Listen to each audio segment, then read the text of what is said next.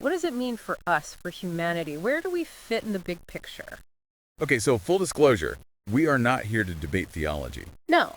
More like, kind of like a new lens. Yeah. And to reinterpret, like those familiar stories we think we know. That's like, what if? Right. What if it's all, what if we're not seeing the full picture? Yeah, like that line everyone knows. I am not of this world. Right. Usually taken metaphorically. But what if, and hear me out, Uh-huh. what if it was literal? What if we're looking at this wrong? Like what we see as a miracle then. Could be, like, advanced tech now. Ooh, so it's the divine intervention. It could be, I don't know, like ancient IVF. Or even, like, genetic engineering, but by beings way ahead of us. Okay, that's a new take. Right. Like, imagine trying to explain that back then. Yeah, all they had was the language of miracles. All the miracles. The walking on water, healings. Even turning water to wine. What if it wasn't supernatural, but just someone who knew physics? Like, so far ahead of everyone else, they seemed magical. Imagine someone from 1,000 years ago seeing a smartphone. Right. Pure magic. So, you know the phrase, not of this world. I feel like everybody's heard this at some point, especially if you grew up, in a religious environment. Right. So how has that idea, how has that phrase been kind of interpreted and reinterpreted, throughout history? Well, I mean, traditionally, it's always been taken to mean something more along the lines of, like, spiritual. Right. Like, not of this world, meaning not of this, earthly realm. He has a connection to a different realm or a realm beyond human comprehension. Right. And so I don't think many people throughout history really took it to mean, like, his physical origin was somewhere else, but more just like his purpose. Yeah. He's divine. He's not of this world. Right. Exactly. Okay. That makes sense, especially for the context, right? Sure. Back then they didn't have the same understanding of the universe and space and all that. Exactly. Well, what if it was literal? Right. Like, what if he was actually, his mom was impregnated by, like, some dude from another planet? And that's kind of like the basic idea, and they take it even a step further with this whole, like, extra-dimensional idea. Right. Our 3D world, what if it's just one slice? Of a much bigger, multi-dimensional thing. And maybe, just maybe, some beings can access those other slices. Appearing, disappearing, all that. Seemed impossible to us, but maybe it's just higher physics. Okay, so how does this connect back to Jesus? Like, literally not of this world. Hybrid. Human mother, yeah, but the father. Okay. Maybe extraterrestrial. Or, get this, extra-dimensional. Whoa, hold on. That's a big claim. Any evidence at all? Well, lots of cultures have these stories, right? Divine beings mating with humans. Like the Nephilim, those sons of God from Genesis. Yeah. I always thought that was, just a story. Metaphorical. Well, what if it wasn't? You're making me rethink everything. And then he ties it to modern physics, too. String theory, M theory. Those are way over my head. But basically, they suggest there could be many more dimensions. So those sons of God. From another dimension entirely. So that quote we talked about from John chapter 8, verse 23. I am not of this world. If we look at Jesus as, maybe from another dimension. Or even just a super advanced planet. It makes you reread that line completely different. It's not just some vague spiritual thing anymore. It gets really literal. And suddenly, things that we thought were miracles, they might have another explanation, like walking on water.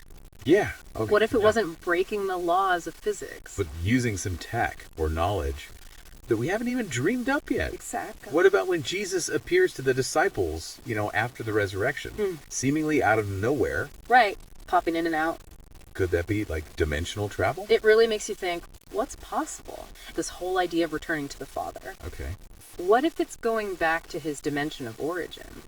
But if Jesus was, from somewhere else, this otherworldly being, how does God fit in?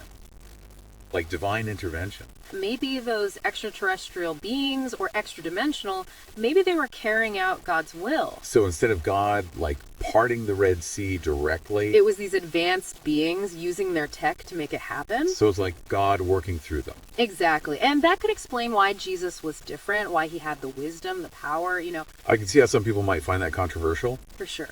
But there's still a powerful message spiritually. Oh, absolutely. This idea of Jesus being a hybrid human and something more. It could be a metaphor, right? like the divine and human in all of us merging. Absolutely. And that not of this world idea doesn't have to be just physical. It could be about like going beyond our limits, you know? Transcending the ego, the small stuff, reaching a higher consciousness, connecting to something much bigger. That's really beautiful. It's something we can all strive for, whether we take it literally or not, you know, about Jesus' origins. If the universe is really as vast and strange as we're starting to realize, Yeah. and there are other intelligent beings out there, maybe even involved in our past, Right. it makes you question everything, doesn't it? So, listener, Okay. are you ready to see Jesus in a whole new light? Mm-hmm. Are you ready to step outside the comfort zone? UFO-Jesus is a contemporary cultural phenomenon that merges elements of spirituality and extraterrestrial exploration. The UFO phenomenon has often been associated with various spiritual symbols and figures, and Jesus is one of the most prominent. Many researchers and believers draw parallels between Jesus' teachings of love, salvation, and the transcendence of earthly limitations, and the idea of extraterrestrial beings. These beings are sometimes depicted as messengers or watchers, reminiscent of angelic figures in Christian doctrine. The concept brings forth a narrative where figures resembling Jesus may be interpreted as beings from outer space, often depicted in science fiction contexts. This idea originated from the intersection of religious iconography and UFO culture, especially in the 20th century, when the UFO phenomenon gained traction amid societal changes and technological advancements. The concept of a higher intelligence guiding humanity aligns with the spiritual aspects of Jesus' message, suggesting a connection between UFO encounters and divine intervention. This symbolism invites deeper reflection on humanity's place in the universe, raising questions about faith, hope, and the possibility of life beyond Earth. Enthusiasts suggest that such portrayals invite us to rethink our understandings of divinity and existence beyond Earth. The fascination with UFOs and their potential connections to historical religious experiences continues to provoke thought and discussion in modern society. What if we did make contact with some civilization way ahead of us? And one that maybe even had a hand in how we started. Right. Like, how would that change us? Our religion, history, everything. Almost impossible to imagine. But maybe we have to imagine it, you know?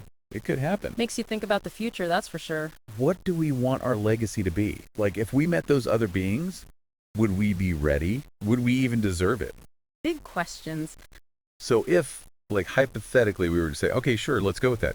Jesus was, you know, his origin story is extra-dimensional. Yeah. How does that change, like, how we view his teachings, how we view, like, his miracles, how we view his whole story, really? Yeah, it really makes you wonder, you know? I mean, if you think about it from that perspective, does it change anything? Does it make it more believable? Does it make it, you know, less believable? I don't know.